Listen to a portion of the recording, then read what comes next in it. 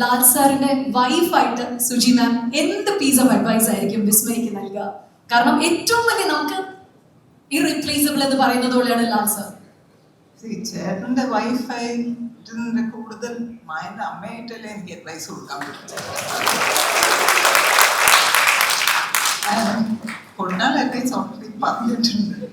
ഇനി ഇവിടെയും പറഞ്ഞിട്ട് എല്ലാവരും ബോറടിപ്പിക്കണ്ട. എത്ര പ്രൗഡ് ആയിട്ടുള്ള ഒരു മൊമെന്റ് ആണ് ma'am. It's a very proud moment എനിക്ക്. How do you do this? I mean, I'm not used to. Anyways, so actually it's a very special day for me because it marks my daughter Vismaya's തുടക്കം into this beautiful world of cinema.